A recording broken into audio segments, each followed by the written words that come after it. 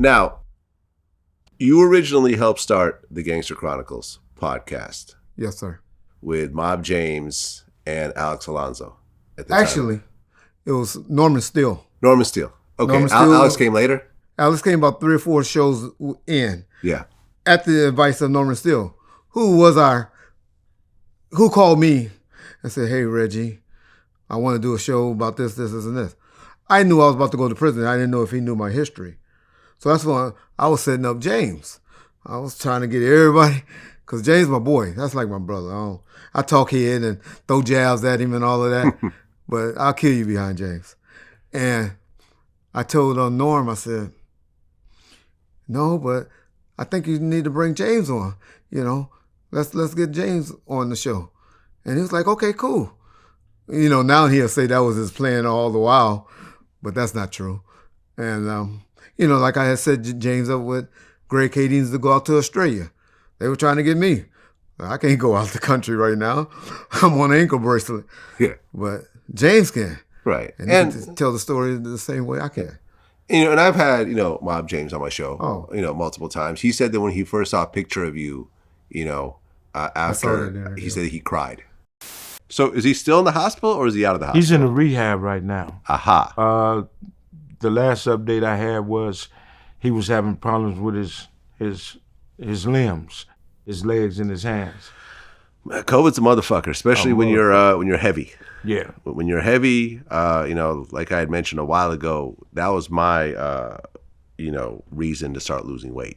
Right. I lost about 20 pounds and I kept it off. And, what I saw is people that were heavy that got hit with COVID had it real bad. Man, I cried. And even died sometimes. Right. I cried when I seen a picture of him. I saw that. And I believe that. Yeah, I believe that about James. Well, you helped start this podcast, then you end up going to prison. Correct. Right? So at that point, you can't, you called in a couple times, I remember, but at that point, the podcast has to keep continuing without you. At one point, MC8 gets brought in to the podcast as well. And then they end up, signing their deal with Charlemagne's Black Effect podcast network sometime later. Okay. Yeah. But why? Okay. Yeah. Right. And you've done some interviews, and you talked about, how you felt about that whole situation. Yeah. So I'll let you speak for yourself, and Well, in all the press release, you'll see that that's when they signed it. It says Reggie Wright, James McDonald, MC8, or Norman Steele. The reason why I don't stand up for Alex, my boy Alex, who I still got a lot of respect for, and if I would do a podcast again, he would definitely be involved, is because he never signed the agreement with Norman Steele, whose digital soap opera, it's his network that we were signed to. Yeah. And so he never signed an agreement. So I understand why they cut him out. Well, he had left the show at one point. Well, he blames it on COVID. He said because they stopped filming or doing the show, not filming, but, doing the podcast because COVID kicked in and they stopped. When they started back up, it was just Norman and James doing it. They never called him to say, hey, we about to start back up.